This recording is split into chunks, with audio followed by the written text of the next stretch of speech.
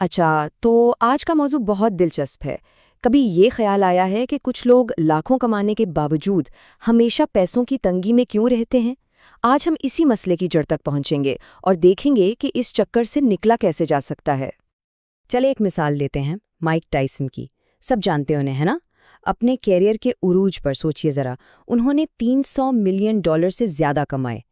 اتنی رقم کے بعد تو مالی پریشانی کا تصور بھی نہیں کیا جا سکتا۔ لیکن ہوا کیا، کہانی کا رخ ہی پلٹ گیا۔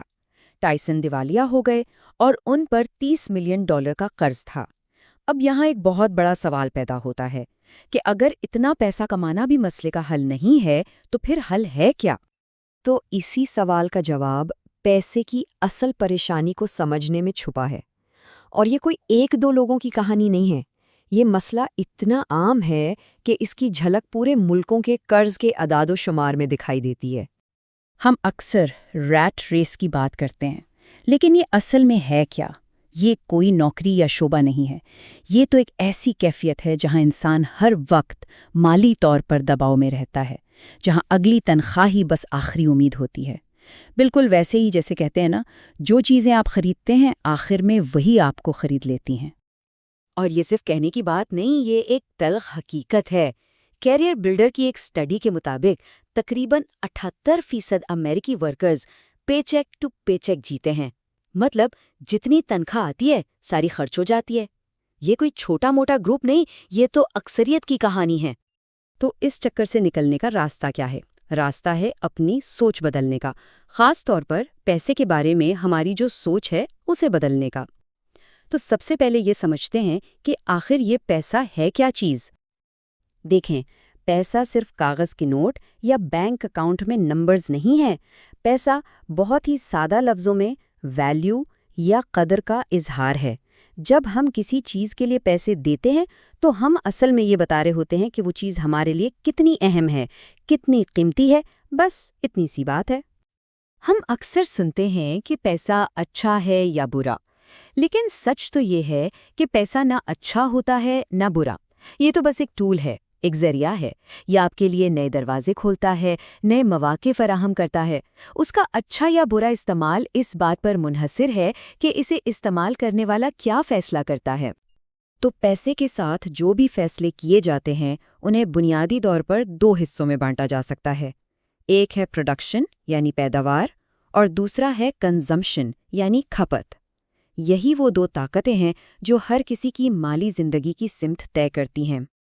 اس کو سمجھنا بہت آسان ہے۔ پروڈکشن کا مطلب ہے وہ تمام کام جن سے ویلیو پیدا ہوتی ہے اور پیسہ آتا ہے، جیسے آپ کی نوکری، کوئی بزنس یا کچھ بنا کر بیچنا۔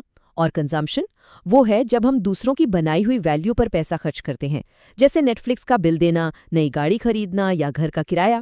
ساری مالی کامیابی کا دار و مدار اسی بات پر ہے کہ ان دونوں میں توازن کیسے رکھا جائے۔ اب زیادہ تر لوگوں کے لیے جو فوری مسئلہ ہے نا، وہ کمانا یعنی پروڈکشن نہیں ہوتا۔ اصل مسئلہ ہوتا ہے بے قابو اخراجات یعنی کنزمپشن۔ تو شروعات بھی یہیں سے کرنی پڑے گی۔ اور اکثر لوگ یہ سوچتے ہیں کہ اگر میری تنخواہ زیادہ ہوتی تو سب ٹھیک ہو جاتا، لیکن یہ ایک بہت بڑا دھوکہ ہے۔ اعداد و شمار دیکھیں تو پتہ چلتا ہے کہ $1,00,000 سالانہ سے زیادہ کمانے والوں میں سے بھی 10% لوگ پے چیک ٹو پے چیک جی رہے ہیں۔ تو بات صاف ہے، مسئلہ آمدنی کا نہیں، خرچ کرنے کے طریقے کا ہے۔ تو ہم ایسا کیوں کرتے ہیں؟ اس کے پیچھے کچھ نفسیاتی وجوہات ہیں۔ پہلی ہے شتر مرغ والا اثر، مطلب ہم جان بوجھ کر اپنی مالی حالت دیکھنے سے بچتے ہیں، خاص طور پر جب ہمیں ڈر ہو کہ خبر اچھی نہیں ہوگی، اور یہی ڈر ہمیں مسئلہ حل کرنے سے روکے رکھتا ہے۔ پھر ایک اور چیز ہے جسے کہتے ہیں ہائپربولک ڈسکاؤنٹنگ۔ یہ ایک بڑا دلچسپ خیال ہے۔ اس کا مطلب ہے کہ ہمارا دماغ مستقبل کے بڑے فائدے کے مقابلے میں آج ملنے والی چھوٹی خوشی کو زیادہ اہمیت دیتا ہے۔ اسی لیے کل کی بڑی بچت کے بجائے آج نئے جوتے خریدنا زیادہ پرکشش لگتا ہے۔ اور پھر آتا ہے سماجی دباؤ، یعنی دیکھا دیکھی میں خرچ کرنا۔ پہلے تو صرف پڑوسیوں سے مقابلہ ہوتا تھا، لیکن آج کل سوشل میڈیا کی وجہ سے پوری دنیا ہی ہماری پڑوسی بن گئی ہے۔ ہر کوئی اپنی بہترین زندگی دکھا رہا ہے اور اس کو دیکھ کر خرچ کرنے کا دباؤ بہت زیادہ بڑھ جاتا ہے۔ تو سوال یہ ہے کہ ان نفسیاتی رکاوٹوں اور سماجی دباؤ سے کیسے بچا جائے؟ اس کا حل ایک بہت ہی عملی اور سیدھے سادے 3 قدموں والے پلان میں ہے۔ پہلا قدم، اپنے تمام اخراجات کو لکھنا شروع کریں۔ اس سے یہ سمجھنے میں مدد ملے گی کہ پیسہ جا کہاں رہا ہے۔ دوسرا قدم، بجٹ بنانا، یعنی خرچ کرنے سے پہلے ہی یہ طے کر لیں کہ پیسہ کہاں اور کتنا خرچ ہوگا۔ اور تیسرا اور سب سے اہم قدم، ایک ایمرجنسی فنڈ بنانا۔ کم از کم 3 سے 6 مہینے کے اخراجات کے برابر رقم الگ سے محفوظ کر لیں۔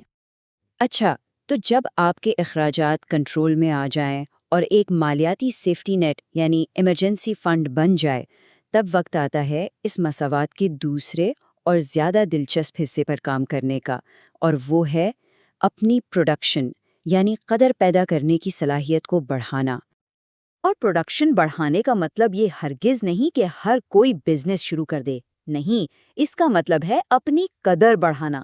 یہ آپ اپنی 9 سے 5 والی جاب میں بھی کر سکتے ہیں، کوئی ایسا بزنس شروع کر کے بھی جو لوگوں کا کوئی مسئلہ حل کرے، یا پھر انٹرنیٹ کا استعمال کر کے اپنی صلاحیت کو دنیا تک پہنچا کر بھی۔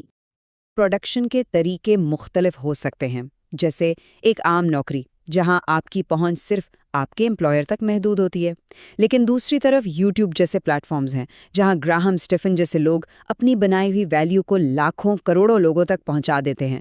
اس کی اسکیلیبلٹی بہت زیادہ ہے۔ تو اپنی قدر بڑھانے کا سب سے مؤثر طریقہ کیا ہے؟ وہ یہ کہ مارکیٹ میں کوئی مسئلہ تلاش کیا جائے، اس کا ایک حل تیار کیا جائے، اور پھر اس حل کو بڑے پیمانے پر یعنی زیادہ سے زیادہ لوگوں تک پہنچایا جائے۔ تو مختصراً یہ پورا فریم ورک 2 ستونوں پر کھڑا ہے۔ پہلا ستون ہے بنیاد، اپنی کنزمپشن پر قابو پانا اور اپنی آمدنی سے کم پر جینا، اور دوسرا ستون ہے ایکسیلریٹر، اپنی پروڈکشن کو بڑھانا، یعنی جو ویلیو آپ پیدا کر رہے ہیں اسے زیادہ سے زیادہ کرنا۔ اور آخر میں ایک سوال جو ہم سب کو اپنے آپ سے پوچھنا چاہیے، ہم امیر نظر آنا چاہتے ہیں یا واقعی میں امیر بننا چاہتے ہیں؟